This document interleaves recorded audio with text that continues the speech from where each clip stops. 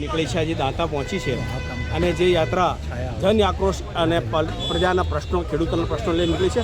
Sir, મહત્વના કેવા પ્રશ્નો રહ્યા છે?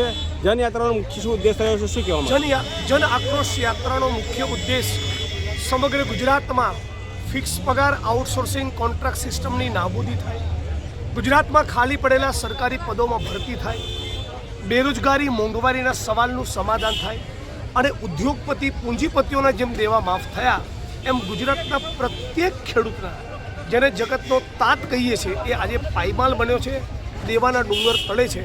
એ ગુજરાતના એક એક ખેડૂતના દેવા માફ થાય, આ પ્રશ્નો લઈને જન આક્રોશ યાત્રા નીકળી છે અને સમગ્ર વિસ્તારોમાં જ્યાંથી પણ યાત્રા નીકળી છે જબરદસ્ત રિસ્પોન્સ અમને મળી રહ્યો છે. ખાસ કરીને ગુજરાતમાં જે દારૂબંધીની બાબત છે એને કઈ રીતે જોઈ રહ્યા છે અને શું આનો ઉદ્દેશ થયો, કઈ રીતે નિકાલ થવો જોઈએ?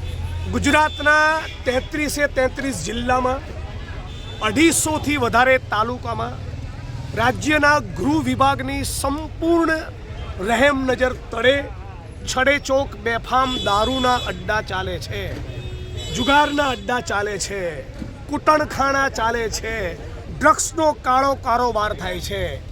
મેં થરાદના ઢીમામાં મહિલાઓએ કરેલી ફરિયાદના પગલે પોલીસ સ્ટેશન ગયો હતો. આમાં ગુજરાતના ગૃહમંત્રી હર્ષ સંઘવીએ એપ્રિશિએટ કરવાનું હતું કે એક જનપ્રતિનિધિ જે પોલીસનું કામ છે કરીને બતાવ્યું, એના બદલે અમને મરચા લાગ્યા અને એમણે પોલીસને શું કીધું? કોઈ ચિંતા નહીં, જનપ્રતિનિધિ તો બોલે રાખે, તમે તારે ચિંતા ના કરો, હું બેઠો છું. મતલબ કે દારૂ જુગાર વેપાર જે ચાલી રહ્યો છે ગુજરાતમાં ડ્રગ્સનો, એ બધું યથાવત રહેવું જોઈએ. અમારે પોલીસને એવું કહેવું જોઈએ, કોઈ પણ ચૂંટાયેલો જનપ્રતિનિધિ કોંગ્રેસનો હોય, ભારતીય જનતા પાર્ટીનો હોય, એ ગુજરાતમાં ચાલી રહેલી કોઈ પણ ઇલીગલ એક્ટિવિટી ધ્યાન ઉપર લાવશે તો કડક પગલાં ભરીશ. એવું કહેવાના બદલે 8 ચોપડી પાસ માણસ ગુજરાતની જનતાને ગુમરાહ કરે છે અને એવું કહે છે પોલીસવાળાઓને કે તમે તારે ચિંતા ના કરો. કોણ જોઈએ પટ્ટા ઉતારનારા? હું પણ કહેવા માગું છું કે ગુજરાતના ગૃહમંત્રી જ્યારે અમિત શાહ હતા ત્યારે એ પણ એમના ચહિતા પોલીસ કર્મીઓના અધિકારીઓને એવું કહેતા હતા કે ચિંતા ના કરતા, હું બેઠો છું. બધાના પટ્ટા ઉતરી ગયા અને એન્કાઉન્ટરના કેસોમાં સાબરમતી સેન્ટ્રલ જેલમાં 7 વર્ષ સુધી અંદર રહ્યા છે. જે પોલીસ કોન્સ્ટેબલો, જે હેડ કોન્સ્ટેબલો, જે પીએસઆઈ, જે પીઆઈ અને રડ્યા ખડ્યા 2-4 નોન કરપ્ટ ઇન્ટેગ્રિટીવાળા સ્પાઇનવાળા આઈપીએસ અધિકારીઓ છે, એમના પરસેવા, એમની મહેનત, એમની નિષ્ઠાને હું સલામ કરું છું. પણ જે ભ્રષ્ટ છે એ તો જેલના સળિયા પાછળ જવા જ જોઈએ, એમના પટ્ટા ઉતરવા જ જોઈએ.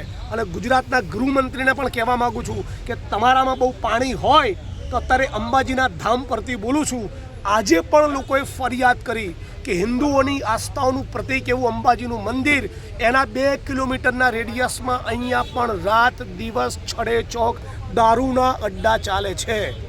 દ્વારકા, સોમનાથ, સાળંગપુર, હનુમાન, ડાકોર, વડતાલ સ્વામિનારાયણ સંપ્રદાયનું મંદિર, તમામ હિન્દુ ધર્મના મંદિરો, સ્થાનકોની 2 કિલોમીટર 3 કિલોમીટરની ત્રિજ્યામાં દારૂના અડ્ડા ચાલે છે. એટલું જ નહીં, ગુજરાતના ગૃહમંત્રીના વિધાનસભા ક્ષેત્રમાં પણ ચાલે છે. બહુ પાણી હોય તો ફાંકા ફોજદારીના બદલે આ બધા દારૂના અડ્ડા બંધ કરીને બતાવો અને જવાબ આપો ગુજરાતની જનતાને કે કોના પાપે ગુજરાતના દરિયાકાંઠે 64,000 કરોડનું ડ્રગ્સ છેલ્લા 5 વર્ષમાં ઉતર્યું. Thank you sir.